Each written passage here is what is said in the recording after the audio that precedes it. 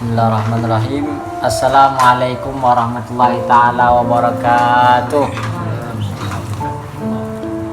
Bismillahirrahmanirrahim. Alhamdulillahirrahmanirrahim. Allahumma salli ala sayyidina Muhammad wa ala ali sayyidina Muhammad, amma ba'd. Yang saya muliakan, yang saya hormati ayah, ibu saya, paman-paman saya, bibi-bibi saya, adik, kakak, dan tetangga-tetangga semua. Semoga kita semua dirahmati oleh Allah Subhanahu wa taala. Amin ya rabbal alamin.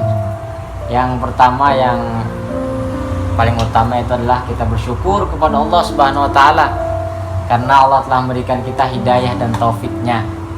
Hidayah itu adalah Allah memberikan keinginan di hati kita untuk selalu berbuat kebaikan, untuk selalu beramal ibadah. Itu sangat mahal sekali, mungkin tidak ada harganya. Cuma Allah yang berikan itu. Berapa banyak orang yang rumahnya di sebelah masjid tapi dia tidak sholat ke masjid, ya kan? Berapa banyak orang yang dekat dengan majelis ta'lim tapi tidak tergerak hatinya untuk melangkahkan kaki ke sana. Itulah hidayah. Maka malam ini alhamdulillah kita diberikan oleh Allah hidayah untuk selalu ingin berbuat kebaikan. Itulah nikmat yang sangat besar.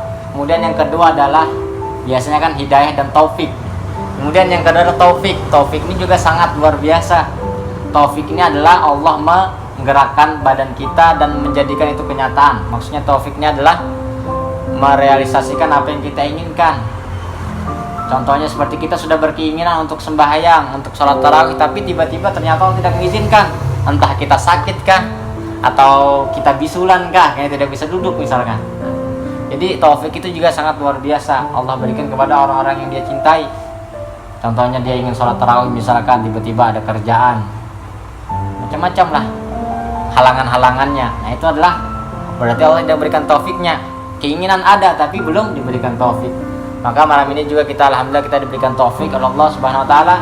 Kita masih bisa melaksanakan ibadah dengan sehat, dengan nyaman, dengan tenang, yang ada gangguan. Itulah nikmat, dua nikmat ini sangat luar biasa, yaitu hidayah dan taufik Allah Subhanahu wa taala. Nah, kita lanjutkan kembali kajian kita, nongkrong kita, duduk kita bersama Al-Habib Abdullah bin Alawi bin Muhammad Al-Haddad dengan karangan beliau yaitu Nasaihud Diniyah, nasihat-nasihat tentang keagamaan, sampai pada halaman 172. Ilan qala bismillahirrahmanirrahim wa min adabis shaim wa min adabis shaim an la yukthir an-nawm bin nahar wa la yukthir al-akal bil lail wal yaktasid fi dzalika hatta yajid masal ju' wal atash fatatahadzab nafsu wa tad'ub syahwatuhu wa yastaniru qalbuhu wa dzalika siru shaum wa maqsuduh. Di antara adab-adab orang yang berpuasa, kata Imam Haddad, adalah tidak memperbanyak tidur di siang hari. Berat ya. Tidak memperbanyak tidur di siang hari, wala yukthir al-akal bil-lail, dan tidak memperbanyak makan di malam hari. Maksudnya ini adabnya. Jadi kalau kita banyak tidur tidak apa-apa, cuma kurang beradab saja. Jadi tidak haram kalau tidur bulan puasa itu, bahkan ada yang mengatakan berpahala kan. Tapi di sini yang dikatakan tuh tidak beradab kalau kita berlebihan tidurnya. Misalkan dari sembahyang subuh tidur, bangun tidur lagi sampai maghrib misalkan. Nah itu berlebihan kan. Dia bangunnya cuma sholat zuhur aja kan, atau sholat asar. Nah, itu sangat berlebihan, tidak beradab. Walaupun tidak haram, yang penting dia sholat, ya kan. Cuma di sini tidak beradab, kata Imam Haddad. Kemudian tidak makan berlebihan di malam hari. Katanya Syekh Ratib An-Nabulsi itu syahrul Ramadan al-an syahrul walaim wa musalsalat. Bulan puasa zaman sekarang ini seperti zaman seperti hari-hari walimah. Kalau walimah itu kan banyak macam makanan kan, ada soto, ada sate, macam-macam ada. Bulan puasa juga sama. Yang asalnya makanan cuma satu jenis, dua jenis jadi 5 jenis, 5 lauk. Jadi seperti hari-hari walimah. Padahal di dalam puasa itu, kata Imam Haddad, adalah untuk mendapatkan rasa lapar wal atas dan rasa haus.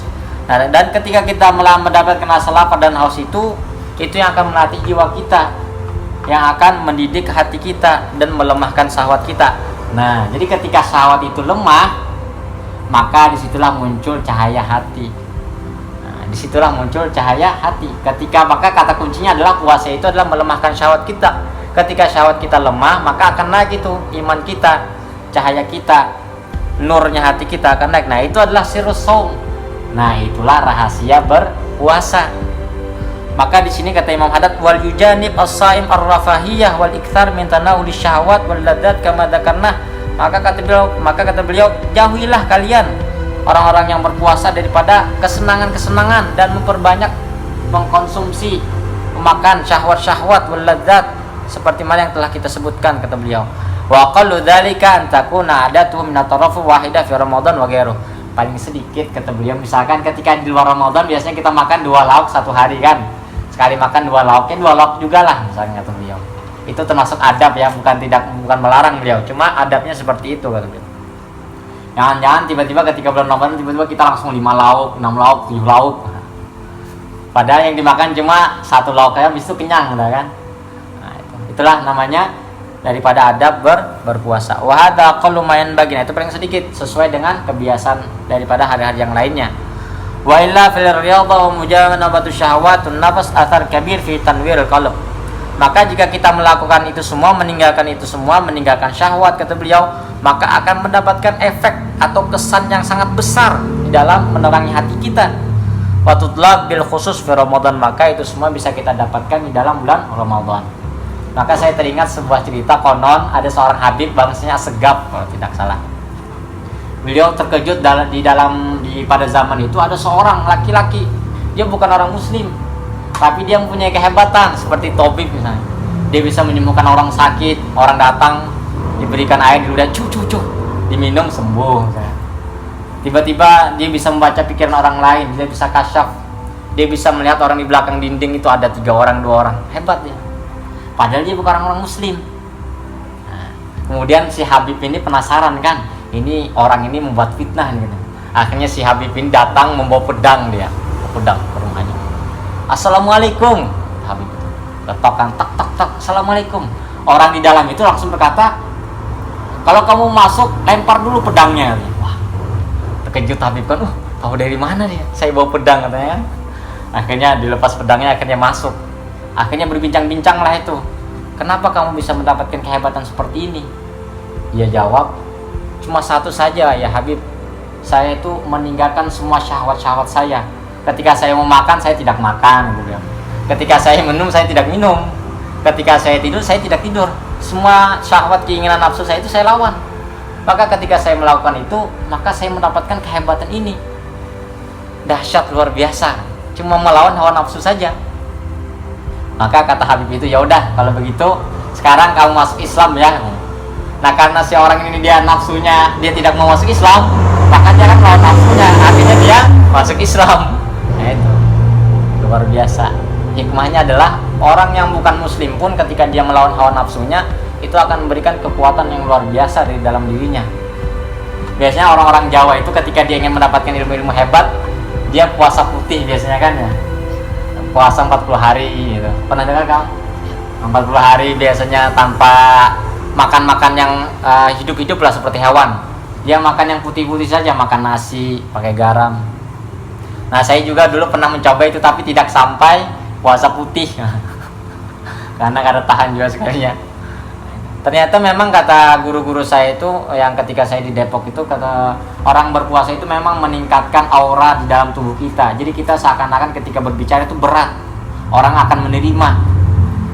Itulah rahasia orang-orang penceramah itu seperti Habib Umar bin Hafid misalkan, orang-orang hebat itu karena mereka sudah melawan hawa nafsunya. Maka ketika mereka berbicara, kita tuh seakan-akan naam ya Habib, kayak tertunduk karena kata-kata mereka sudah berat dengan hikmah, dengan cahaya hati mereka sudah terdidik. Nah itulah daripada kehebatan melawan hawa nafsu, dan diantara caranya adalah dengan berpuasa. Itulah yang dimaksudkan oleh Al-Imam Al-Haddad, yaitu melawan hawa nafsu ketika berpuasa. Dengan adab-adabnya kita jalankan. Mungkin sekian yang bisa kita sampaikan, yang kita bisa ambil daripada faidah daripada Imam Haddad. Semoga kita mendapatkan keberkahan beliau, mendapatkan syafaat beliau, dan mendapatkan syafaat daripada kakek beliau yaitu Nabi Muhammad SAW. Dan semoga Allah menjaga kita daripada bala dunia, bala akhirat. Allah selamatkan kita semua dan dikumpulkan bersama-sama seperti sekarang kita dikumpulkan lagi di akhirat bersama Nabi Muhammad SAW. Ala hadiniya wa ala kulli surul Fatihah. A'udzubillahi minasyaitonir rajim. Bismillahirrahmanirrahim. Alhamdulillahirabbil alamin arrahmanirrahim maliki yaumiddin iyyaka na'budu wa iyyaka nasta'in ihdinas siratal mustaqim.